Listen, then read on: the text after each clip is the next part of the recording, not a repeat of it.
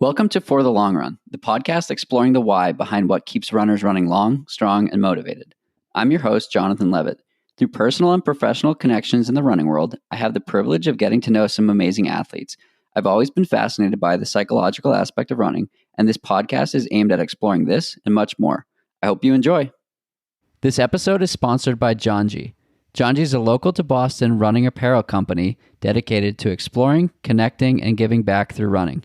Inspired by travel, informed by function, and built for adventure, Janji makes running essentials to equip you wherever you run or roam.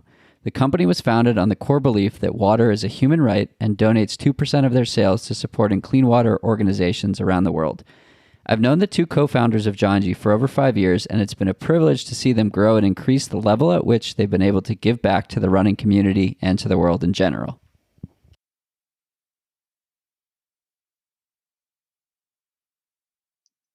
Welcome back. I have Dr. Emily Kraus joining me on the podcast today. Emily, thanks so much for taking some time to chat after your amazing run this morning. Jonathan, thank you for having me. If I wasn't excited leading into this prior to my run, I feel like the endorphins just sent me just over the top. So I'm really looking forward to this.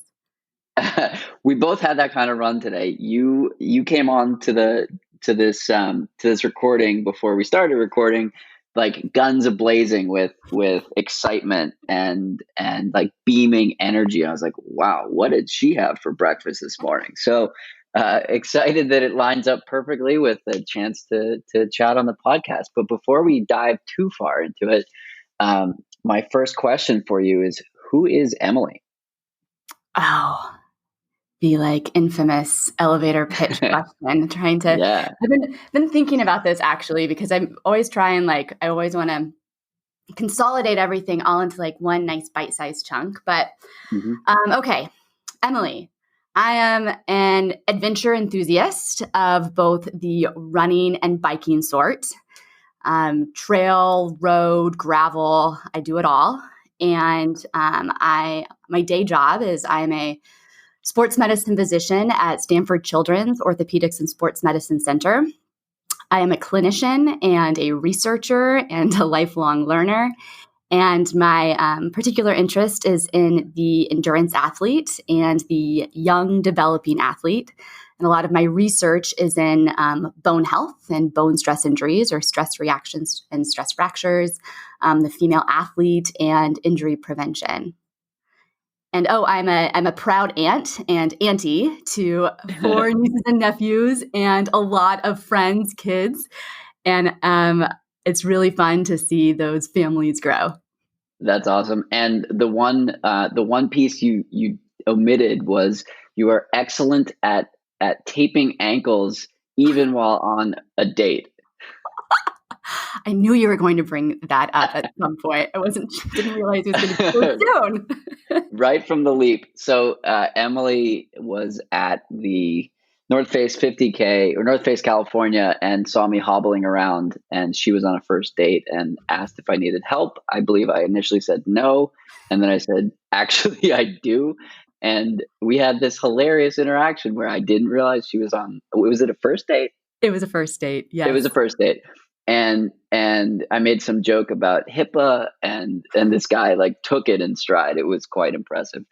Anyways, so you have quite an impressive background on both the running and science related to running side of things. So since this is a running podcast, initially, let's start with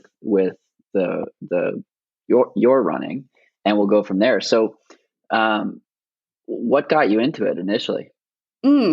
This is a funny story. So I was the typical kid who did all the sports. I was from a small town in Nebraska, so we had the opportunity to do that. And I was fortunate to grow up in a really active family. So we played tennis and then basketball and golf. And I loved all of those sports. And I think I was in 6th or 7th grade, and my social studies teacher, I think he was high school social studies, but he came up to me and asked if I wanted to join the summer cross country training group just to kind of maintain fitness. And it was these morning runs on a golf course, which I was used to playing on. And now I could run. We were running tees to greens throughout the golf course. And I had so much fun on those mornings. I met some amazing people and made some great friendships. And just really, it was a natural transition for me. And it really allowed this hyper kid to expend a lot of energy and her hyper energy in the first thing in the morning. And after that, I went out for cross country and I think my 7th and 8th grade, and then continued on into high school and continued to fall in love with running since then. I ran recreationally in college. I didn't compete at the collegiate level. I just decided to kind of focus on other things in college, extracurriculars, academics, kind of had a full plate as far as other interests that I had. And I really wanted to maintain that love of running. And kind of looking back and even just treating athletes now and at the collegiate level, I can see how easy it is for those runners to experience burnout. And I never really experienced that. Running became this outlet for stress relief. And eventually, once I got to med school, I started to run with other people. And found this community of runners in Omaha, Nebraska, where I went to med school. And since then, that's just continued to evolve. I got into endurance running, ran my first marathon at my last year of college, San Diego Rock and Roll Marathon, which is kind of a nice transition to the longer distances. And then ran multiple marathons in med school, and really just kind of picked up on that once I got to California for residency and fellowship training, which I'm happy to dive into also, but I'll let you. I'll take a pause. That's awesome. So how did you go from, as you said, tees to greens, which I love as a description of a early fartlek, to running marathons and the like? Yeah. So I was the typical self-coach, download the I think it was like a Runner's World example of a training plan. And I was pretty religious to that training plan. I had, I think, a Polar watch and went out and ran a lot of pavements and kind of bike trails in Lincoln, Nebraska on my own. And I had no idea what I was doing. And fortunately, there were no injuries that occurred, but I did a lot of just kind of slog runs, like the slow jog, and it taught me a lot as far as self-discipline, but also I kind of didn't have that joy of training yet. And the actual marathon was a challenge for me. But from tees to greens to that point was just this kind of very gradual build.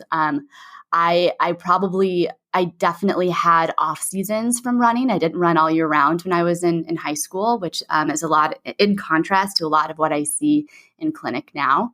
And I think that helped me kind of maintain this edge, as well as kind of a certain amount of agility and strength that complemented my running.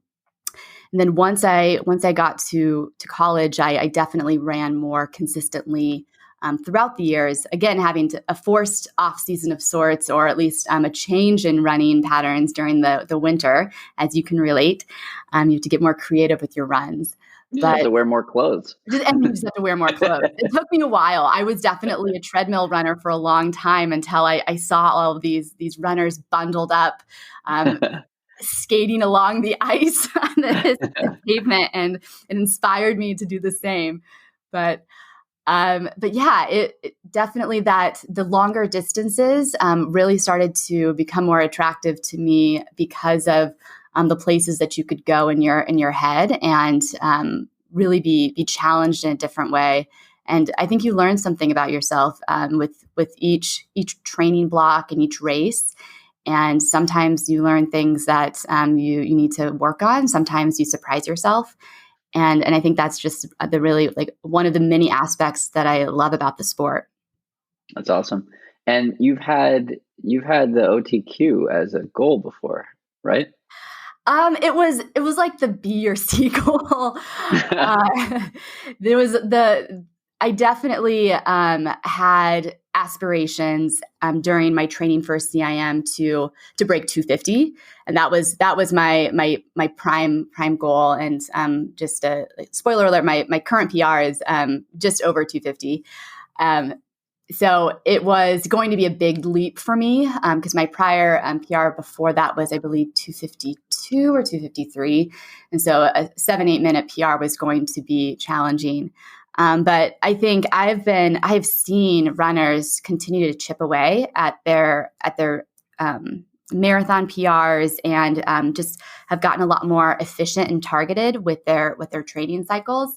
And so I got inspired by those groups, but I also saw that it took years of kind of building up to that point. And CIM was going to be like the stars would have to align, the tailwind, everything would have to land perfectly for me to get to that point, get to a 245. And so I was really pleased with the 250. It hurt, and I could have executed the race a little bit better, but that's the name of the sport, and you learn from it. Definitely. So you're in the category of what Peter Bromka calls the dreamers, where it's that like outside, as you said, if everything goes right, it could possibly happen. And I find that perspective or that attitude just like so inspiring and so cool that it's this wildly audacious goal, but it's still a goal. And we see this over and over and over again, particularly in women's running, where there are so many women in the 246 to 255 range. And on the men's side, not quite as many in the 220 to 225 range. But for me, it's fascinating to see this, as you said, like seeing other people going for it inspired you to go for it. What is it about goals and like setting goals? Like on the career side, some could say you're at the top, and on the running side, you're chasing the top. And so what is it for you that keeps you going? That's a really, really good, deep question, Jonathan. And it's funny, my ambitions in my career and my ambitions in my athletics, specifically with running, I do separate. I feel like there's a ton of overlap, as we'll get into with just my overlapping interests. But as far as how the intensity that I take it, I probably approach my running goals at a little bit of a less intense way. And I think when I approach a race and a training cycle, and I kind of think about, it's funny, as far as like the time, usually my coach Mario Fraioli and I, we usually don't get into the specifics as far as what that time mark is until pretty late in the training cycle. And partly because of just kind of, it's this natural course as far as how am I going to respond to the stimulus and load of the workouts and the long runs? How is that going to interplay with my work life and all the other stressors that are happening throughout my life? And for me, it's really important. And I think one of my goals is to keep the training cycle enjoyable. And I know that not all running is enjoyable, and that's part of the process too. Is that suffering can be enjoyable if it's kind of within reason and within a balance. And so when I put another race on the calendar, a part of it is I enjoy that training cycle, and part of that joy is training with others and going through the workouts with others, getting pushed to new levels. But the other piece is, kind of finishing that training cycle, learning something about myself, keeping that enjoyment and that love of the sport throughout, and finishing. This is really important to me. Finishing the race without it healthy, without an injury, and it's a challenge to me to to really approach my training in a little bit of a different way, because I want to learn ways to approach a running cycle without developing the overuse injury or that heartbreaking injury, because you see it so much when a runner sustains something that ends up curtailing their training cycle, and maybe they aren't able to even complete that race. So I think I approach it one, the enjoyment, one, staying healthy, and then the bonus is really getting that PR, or kind of making that fitness breakthrough. Yeah, I love that. And I think that that's sort of the affirmation that everybody needs in 2020 in general. And what we're learning in 2020 is that I just had Aisha Pratt-Lear on the podcast recently, and she's a professional athlete, and her top goal is to have fun. And she said, "Hey, I'm 30 years old. I wouldn't have been doing this for the last 15 years, running a fast mile, if I didn't have fun doing it. Obviously, racing hurts, and that's part of the process. But it's the fun and the people and the community and everything that goes into it that makes it worth it. And like today, I was scheduled to have a hill workout, and a friend was in town, and I haven't seen her since the last time I was in Colorado. And so my coach said, yes, totally fine to alter the plan. And that's the point. Like, a plan is a plan, but a plan is not etched in stone. You don't have to do everything. And the point of running in 2020 is to have fun and stay healthy. And we ran a half marathon, and it was a blast. And it's just like, that these things that we get to do are so special because of the work that we have to put in to be able to do them. And it can be so fun to just spend an hour plus with somebody, talking and enjoying company and the push and pull and this and that. And I think that, it can't be stated enough how important that fun aspect is. Yeah. I don't know. I mean, I'm sure you've experienced this, like on runs or on bike rides. You get into conversations that you just never get to on maybe out to dinner or at coffee. And there's this connection that I have with somebody on a run. When you're in stride, you're sometimes out in nature, and it's just you and that other person, and the trail ahead of you. And that, and I feel like on top of it, like the great endorphins that are pushing through your body, you walk away from that, and it makes my day. Sometimes it makes my week.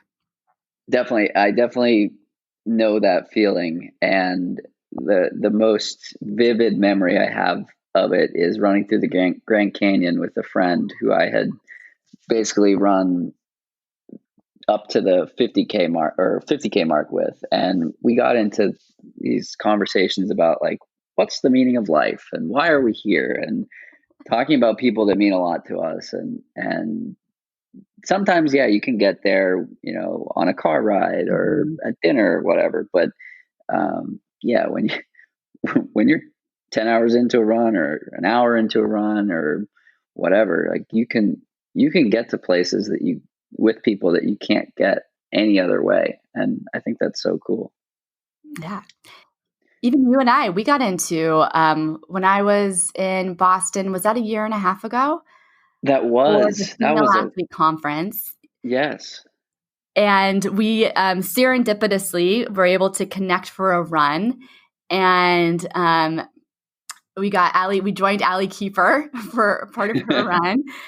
And you and we just set out, and I think we were pretty relaxed with the distance, but somehow you talked me into tacking on a few more miles to make it like a 16 or 17 mile run. Yeah, I think we did 17, and the way I described that run was, I was the slowest of the pack, and I felt like I was listening to two different podcasts. And we ran this. So for context, this was a year and a half ago, or maybe just over a year ago. And it was my buddy Seth, who's a 220 something marathoner, Allie Kieffer, who's also in that range, Emily, and I. Right? There were four of us. Yeah. Anyways, there might have been a fifth. There was a fifth. She was on a bike. Yeah, she was on a bike. And I was like floating back and forth between these two groups and just like sucking wind and trying not to like get dropped as Allie Kieffer was dragging us up the Newton Hills, so chirpy and conversational. And it was so cool. And I don't remember exactly what we talked about, but it was just like, this is why I do it. Like, this is the moment that, and you can't just walk off the couch and do that. You need consistency, and you need to put in the miles to be able to run 17 miles and call it conversational. And then we had brunch, and it was delicious.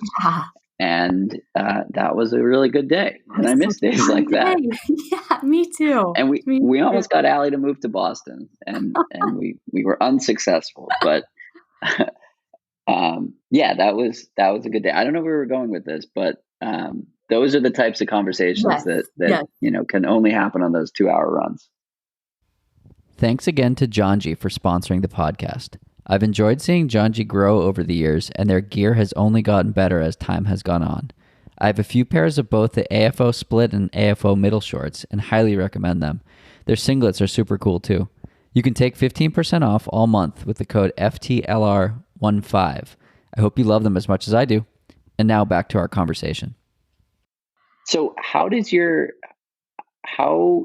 use your professional knowledge personally, or do you use your professional knowledge personally for your own running? Yeah. So, I have a tendency of self-diagnosing and using myself as my own experiment with injury recovery when I do have injuries, which is a total double-edged sword. But I have learned a lot, and I definitely have developed even a greater empathy for particular injuries. But I try not to let that skew my judgment as well when I'm treating athletes. So there's that very direct relationship where when I had a high hamstring tendinopathy that kept me from running for several months. And I was very stubborn. I didn't want to do an injection. I didn't want to do PRP. I didn't think I needed, I knew I didn't need surgery, but I kind of approached it with just redirecting my focus and energy into cycling and getting stronger. And it allowed me to really dive into the understanding of tendinopathies. And as far as other injuries that you just encounter through friends and their frustrations, and I think I've always had an interest in just bone health, and a lot of my research has been in bone health. And conveniently enough, a lot of conveniently or inconveniently, a lot of runners sustain bone stress injuries, which are stress reactions and stress fractures. And I think that there's just this harmonious overlap between my personal running, the running community that I'm surrounded by, and my clinical practice, that I can kind of interweave the two in a way that allows for me to be able to kind of explain complex things in a better way. But also it inspires me to better understand and even directly research certain things that maybe there are gaps in the literature. And that has inspired me to explore even better understanding bone health in the ultramarathon population, which I'm sure we'll get into. Yeah, let's get into it. So you've been a part of the Western States research. First, how did you get connected with that race? So Western States has a research foundation as part of their board, which is so wonderful. And they've had this, I wish I could remember, maybe definitely over, for a very long time, maybe over the last. I think it's like 15 years. Yeah. And they provide funding for particular research projects. You have to submit your proposal in the late fall, kind of around November, December, and then they decide as a group and decide whether to fund you. And this year, so this was for 2018 Western states. And we were bouncing ideas off of some different proposals that we were thinking about, and we landed on using our study that we're doing in our collegiate athletes, which we call the Healthy Runner Project, and really translating that project to the ultramarathon population, and really looking at different predictors and the prevalence, or how common or how often this occurs, specifically as it relates to low bone mineral density and bone stress injuries or stress fractures in that population. And I had the idea of actually getting DEXA scans and having the DEXA scans be conducted at Squaw Valley. So to make it as convenient as possible for these runners who are already overwhelmed with the excitement and the nerves of running sometimes their first Western States 100-miler. And we successfully, our first year, 2018, we did DEXA scans, so that measures bone mineral density. And then we did a big online survey. And then the following year, I don't know if you remember, Jonathan, the first time we met was at that 2018 Western States. Yes, I do. We sat down and we chatted. At coffee bar. At the coffee bar. And we talked about this research, and I had some ideas about getting a more in-depth assessment by looking at different serologic markers, specifically a lab draw. And we thought that Insight Tracker would be kind of a perfect, just based on a lot of what the company studies and the assessments that they do, that it could be a really great collaboration. And so the following year, we got labs as well, specifically testosterone, free testosterone, estradiol, ferritin, a measure of iron stores, and vitamin D before the race. And then we also did genetic testing through Axgen Sports Genetics. So we were looking at all of these potential determinants of bone health, and to see if there was anything that related or correlated to low bone mineral density or prior stress fracture history or anything else. And it was really interesting. The first year, we even got some great information, but kind of combining the next year's data, we were able to get some really neat results, which I'm happy to share. But I wanted to allow you to ask questions, because sometimes I fly through some jargon that I may need to kind of break down a little bit more. Yeah, so the summary there is collecting a bunch of data from these high-level athletes and using it as a way to understand the population a little bit more. So what were the outcomes, and what did the group find? And do you want to talk about the other researchers that were a part of it too? Who many of our listeners may know them well. Yes. So some big shout outs. So Megan Roche was involved from the beginning, and she was really pivotal in kind of helping write the IRB with me, and just kind of helping navigate how we approach our first round of recruitment. And Megan and I go way back. Do you want to explain what an IRB is? Ooh, yeah. Institutional Review Board. I didn't know at first either. Very important. We cannot conduct research without getting approval. There are a lot of ethical implications and different hoops that we need to jump through to make sure that what we're studying is safe, is not causing undue harm.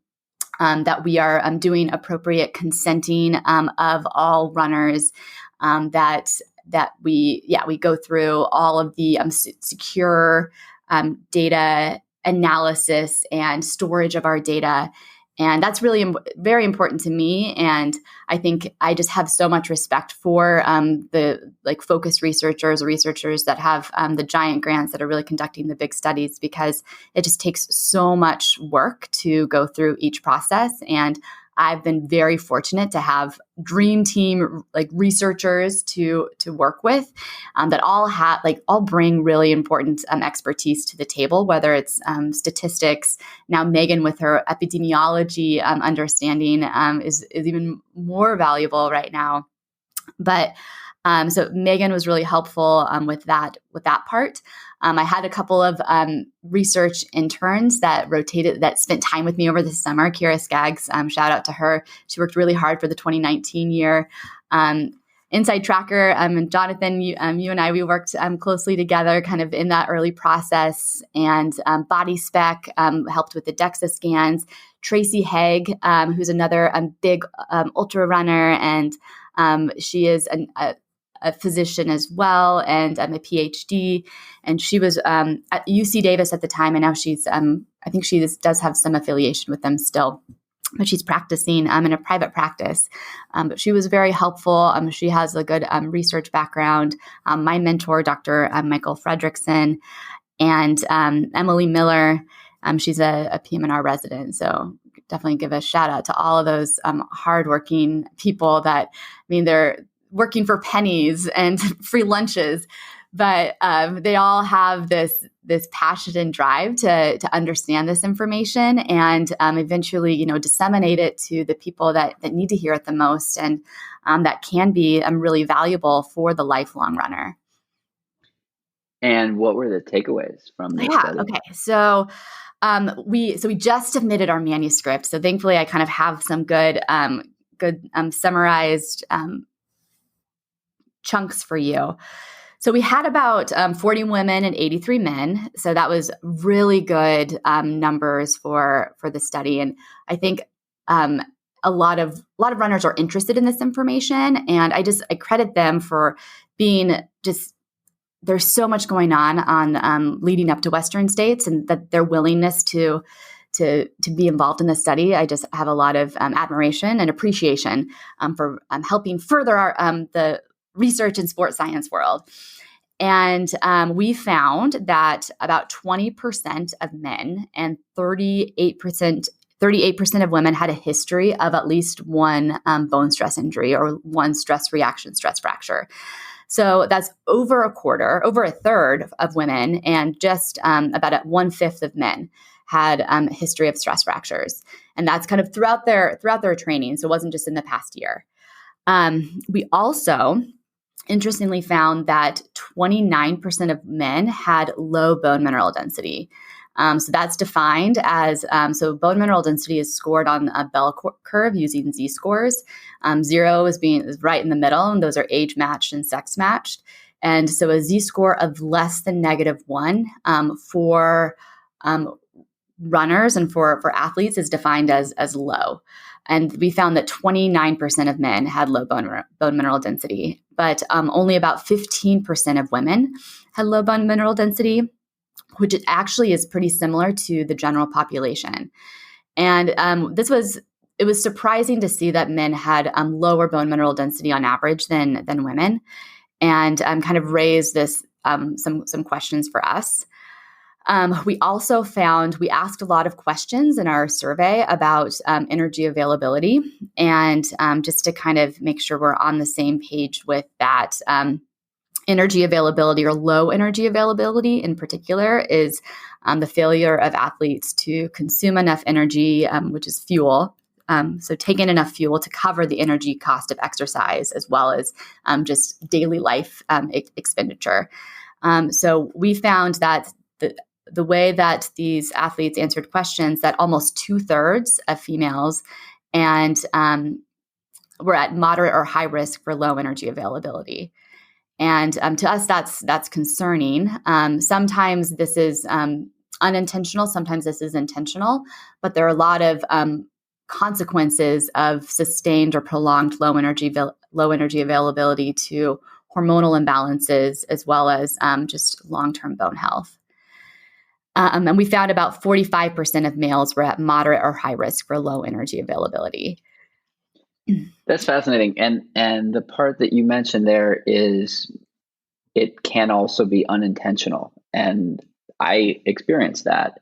The unintentional underfueling leading to burnout and injury and like inconsistent training and plateau and poor sleep quality. And I was just like, I thought I was doing everything right. And I spoke with a dietitian who had me food log for 3 days. And she said, you need like a bare minimum of 500 more calories every single day. Mm-hmm.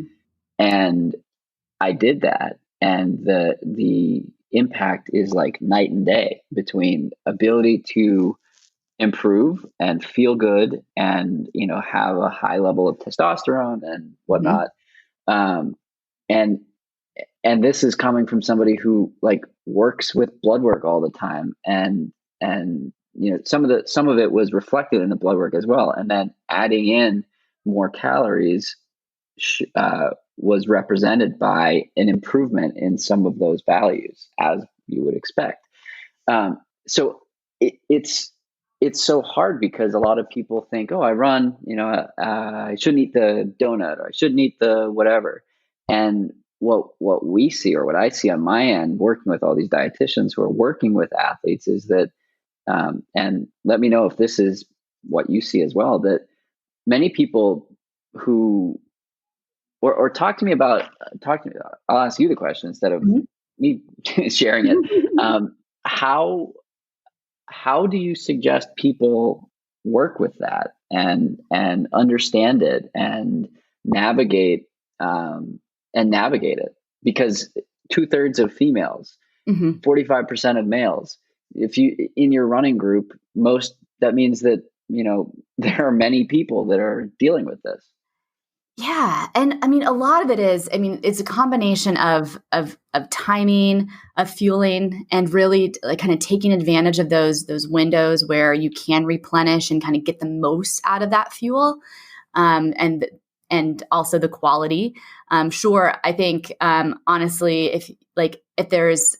if it's between a donut and nothing, go for the donut because it's something, and that's kind of you need that caloric and kind of replenishing those fuel stores. Of course, there's going to be certain ones that are better for certain times of training to really optimize the kind of efficiency and kind of utilization of the fuel, but. There are a lot of good resources out there as far as kind of ways to kind of track and develop this healthy relationship with training and with fueling and with food.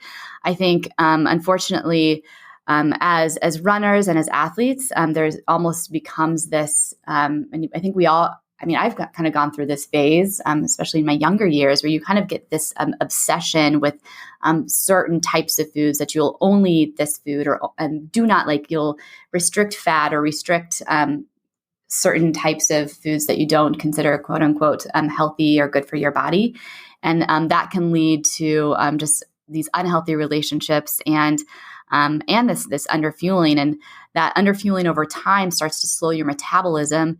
And then becomes this frustration when you do feel like you're eating adequately and you're feeling sluggish, or you feel like you're putting on weight. And so I think athletes need to approach this process with grace and a little bit humility, that there are going to be stages where they may feel like their body is out of balance, and that might mean that their body is trying to kind of recalibrate. And I'd rather an athlete kind of err on the higher side than on the underside, because it's a slippery slope. You err on the underside, whether it's intentional or unintentional, for too long, and you are going to hit that burnout, that extreme fatigue.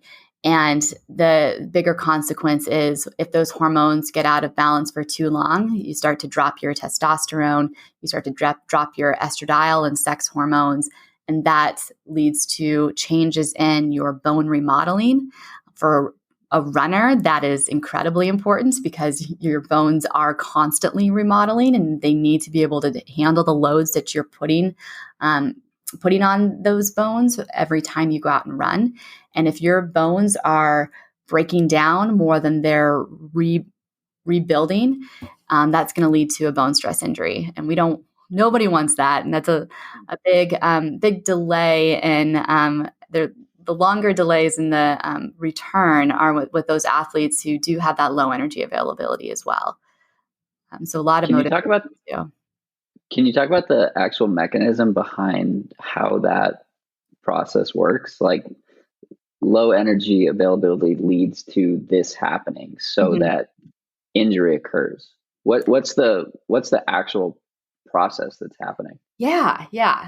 So please interrupt me if I go off on too many tangents or get too scientific. But pretend like you're talking to a fifth grader. Okay. Okay, class. So virtually, of course. This is virtual class. Virtual, right. Yeah. Mute, please keep muted. Mute. I think your mic is good. Okay, good. So as energy availability drops, whether that's through overtraining or underfueling, that can lead to your body start to go through these energy conserving changes. And that leads to keeps these circulating hormones, which actually start at the hypothalamus, which is in your brain and kind of like the governor as far as where things kind of help. Like that's where a lot of the hormonal balance starts.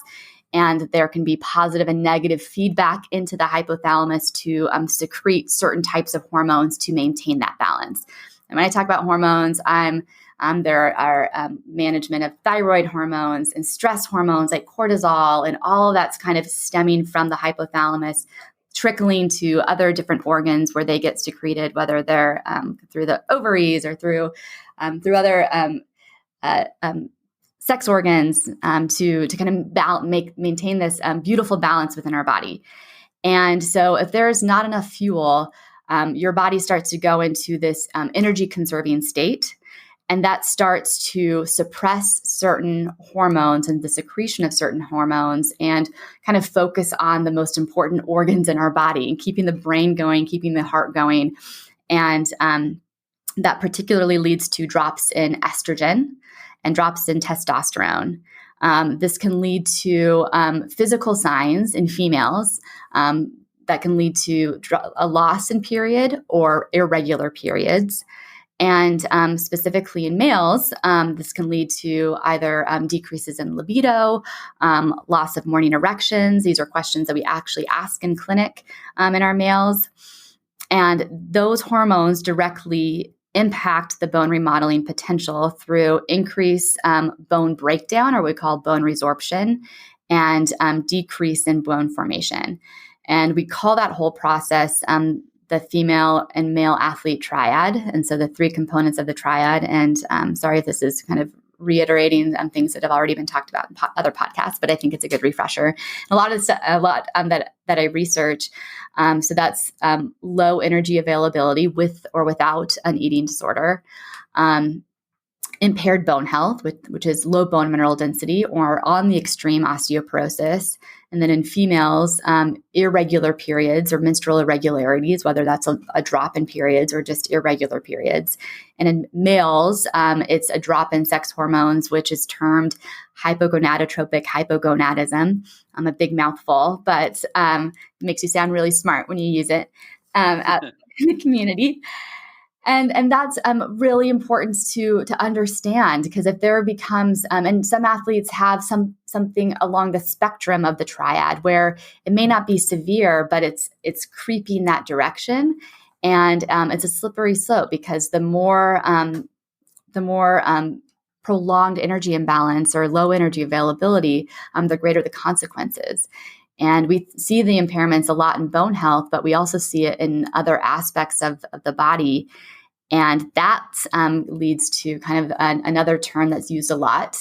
Both, I think, thankfully, it's getting used more and kind of in public, in the community, and kind of social media, and some great articles called Relative Energy Deficiency in Sport, or RED-S. And that's really an expansion of the female and male athlete triad to really capture other health and performance consequences resulting from that low energy availability. And that kind of taps into that like irritability and sleep disturbances and mental health issues, and even like your gut kind of goes off whack, and you can have a lot of gastrointestinal disturbances. You might get sick more easily, and your immune function, your susceptibility to getting sick is higher. So there's a lot of I think the thing that I feel like people learn too late in their training is how critical the nutritional piece can be to functioning and performing at one's best. And it's always a question that I ask in my clinic, but it's a topic that I feel like comes up a lot more, even just in my group runs or in kind of more of the community setting. Yeah, and I think all of that is, it used to be stuff that nobody talked about, and now we're seeing it on social media, we're hearing it in podcasts, we're reading articles, there are papers on it. And I think that at the end of the day, these whispers from your body are its attempt to tell you something is going on before an injury occurs. Mm-hmm. And so you outlined some of those triggers or red flags for people to be mindful of. Let's say somebody listening to this podcast is experiencing one of those symptoms that you mentioned. Maybe it's irritability, maybe it's low energy, or maybe it's fatigue. Or somebody once told me that the morning erection test is the best test of overall health for men, and I agree. I think it's true. So let's say somebody's experiencing one of those, one or many of those symptoms. What do you recommend they do next? Yeah, I think you can look at patterns. I feel like a lot of runners, they have logs, they can start to see their training, and sometimes it's as simple as, oh my gosh, through COVID, I have increased my running from like 40 miles a week to 60 miles a week. Doubled it, yeah. Yeah, I've doubled it. And over the course of a couple of weeks. And that's been, and I've been experiencing a lot more stress, and my sleep has been compromised. And once you start to kind of dive into that, like those stressors, sometimes that, like, you can get a lot of information from that. And sometimes that stressor can lead to changes in dietary habits. And maybe that is underfueling, or maybe they have been eating the same, but still and training more. And I see that a lot in my younger runners and high school runners who maybe go from middle school to high school or high school to college, and they kind of maintain the same diet throughout, and they don't match their energy needs to their new training. I think you also need to think about the intensity of the training. If they've start to do more hills or kind of higher intensity, more speed work, that's going to demand have greater energy demands on the body, whether they've traveled to altitude. I think that's a sneaky one for a lot of athletes, because sometimes their appetite doesn't really change, but overall they are at baseline expending, even just like their basal metabolic, their metabolism is changing. So they can get themselves into trouble, especially if they spend a lot of time at altitude, or kind of take a trip to escape kind of craziness of COVID, or escape poor air quality to those areas, and maybe they fall behind on their nutrition. So I think really taking a deep dive, and in those cases, sometimes it helps to have a conversation with someone, whether ideally a sports medicine professional with an interest in bone health, to kind of help peel the onion, as I say. And another one that I think a lot of athletes just don't think about is how much stress can play a role in training and recovery. And really, especially right now, I'm not saying always like attribute like life stress to as an excuse not to do a workout, but there are times when you should kind of you know when to hold them and know when to fold them. And sometimes you gotta fold them and accept that this week is not going to be the week for the training block that maybe you anticipated and hoped for. And those can be game changers down the road. I really try not to have athletes force things right now. And oftentimes that's a recipe for disaster later. And that can lead to those overtraining and underfueling and injury risk. Another thing that I also encourage, and this is helpful for Inside Tracker, is are there nutrient deficiencies that can be easily addressed and tackled with better, more focused and tailored nutrition, whether that's iron, whether that's magnesium. And, it's funny that, sometimes it's just a lot of access or how cooking has changed through these changes as far as eating out and what you're shopping for or when you're shopping.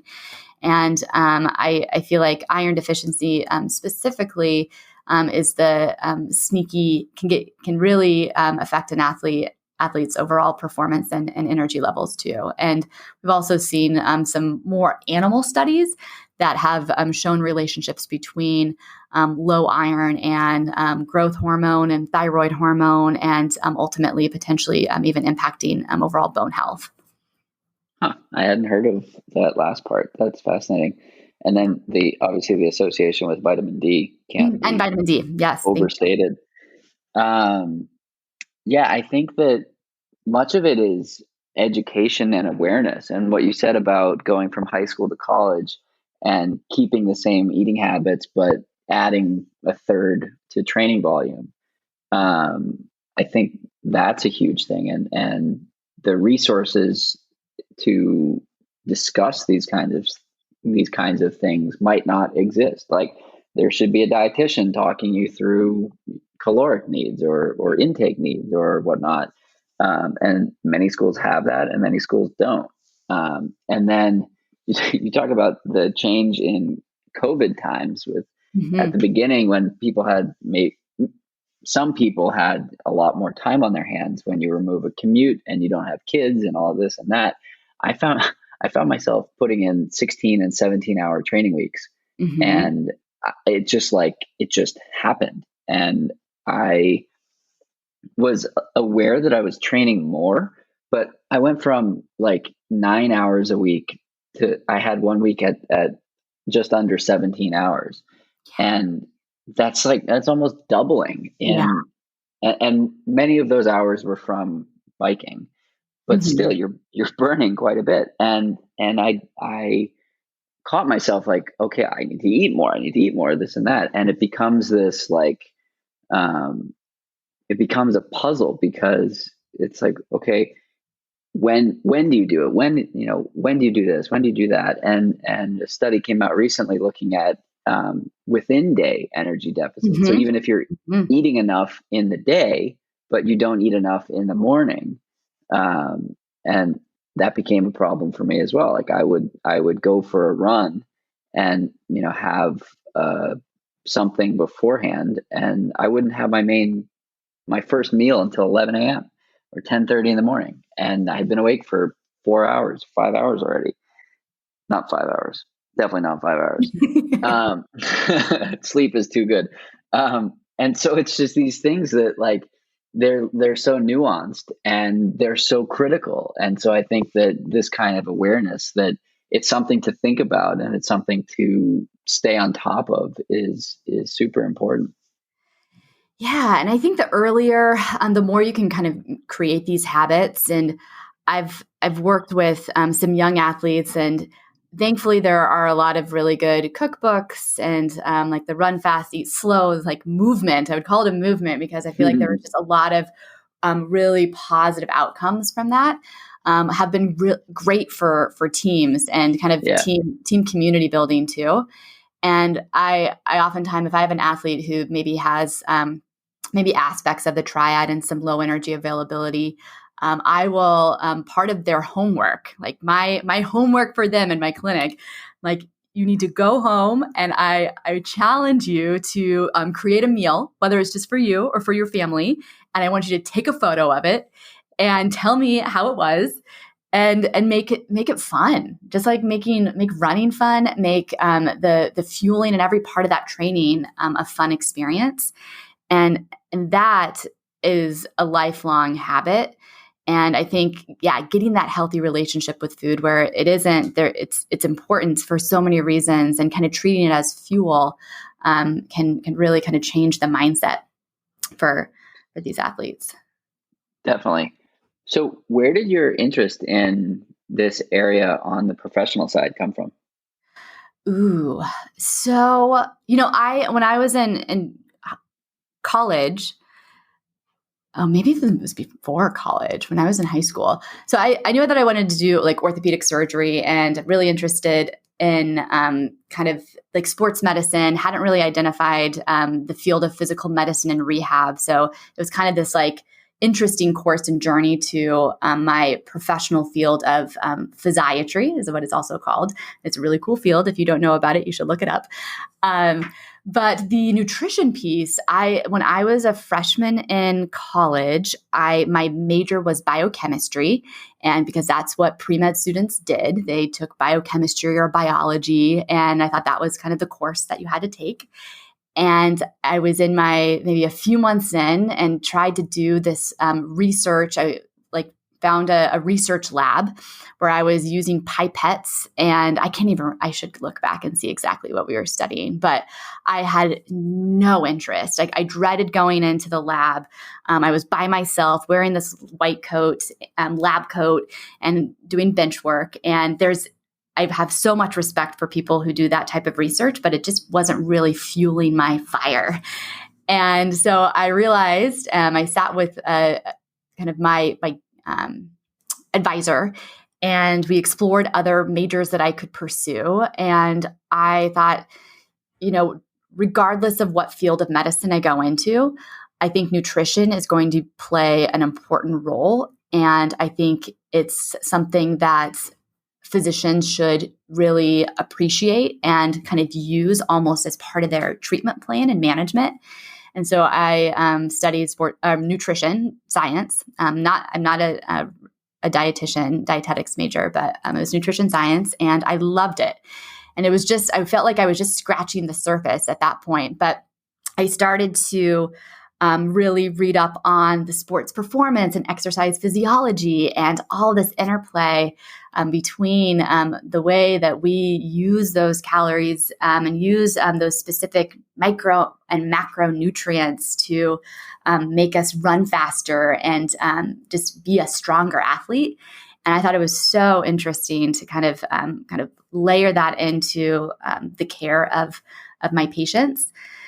And then once I finally got to Stanford and matched here, I had a mentor that I worked really closely with, Dr. Michael Fredrickson. He definitely deserves a major shout out, because I would not be half of the physician that I am today and researcher without him. And he had a lot of experience with runners, and he just kind of inspired me to pursue a path that I was really interested in, where I could treat the athlete and treat the runner. And it's not an overly ambitious goal to really see that as part of my clinical practice.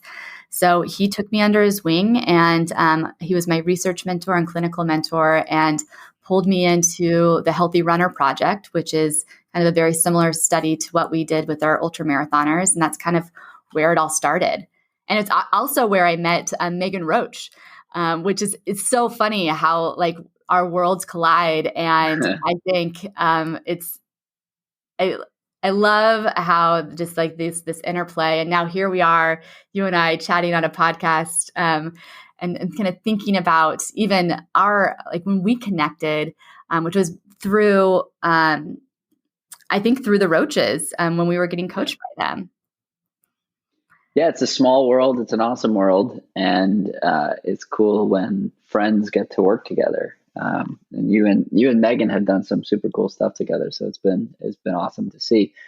I think my last question for you is let's fast forward. So for professional runners, I frame this question, look ahead 10 years. For you, I'm going to say look ahead 40 years.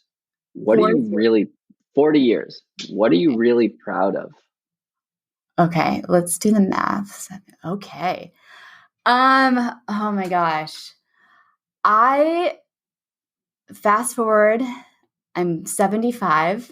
I'm still out crushing the trails. Maybe I haven't crushing gravel. We didn't even talk about gravel. Oh man, I know. I may have an e-bike by that point, but I'm like just killing the fire road. Only half the power. I'm still pedaling. Only on the ups. Only yeah. And I'm still running. I think winning your age group. Yeah. I think I will be most proud of, I think it would have to be like twofold, is the impact that kind of my team has on the developing athlete, in particular the female athlete, to empower them to feel confident to kind of run their race in their body. And number two would be, I think I'd be proud of the relationships that I've maintained and grown throughout the years, both like professional and friendships and family.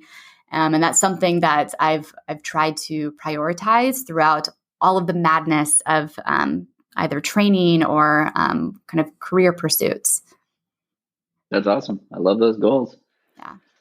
Well, thanks so much for taking the time to chat today. If we want to follow along with your professional and athletic pursuits, where can we find you? Ooh. So, I mean, I'm on the gram at Double Time. Yeah. Kind of a new little side project, but Emily Kraus MD and Emily Kraus MD _ sport science. I also have a website that kind of helps people navigate if they actually want to see me in clinic. I am doing telehealth, and I believe that's emilykrausmd.com. I feel like if you Google any of those, you can kind of find your way. And then I'm also, I go in waves of Twitter activity where I post different, usually it's an infographic or something else that I've created as part of a collaboration. So those are probably the best ways to get in touch with me. Awesome. I've just verified that emilykrausmd.com is in fact your website. Oh, good. Awesome, Emily. Thanks so much. And hope to see you out in the Bay Area or on a trail or bike or something sometime soon. Yes, I hope so too. Awesome. Great. Thank you, Jonathan. That's it for today's episode. Like many long runs, it's sad when it has to end. I hope you join in next week on For the Long Run. And in the meantime, happy trails. If you've enjoyed this episode, it would mean a lot to me if you shared it so that others can find it and enjoy it too.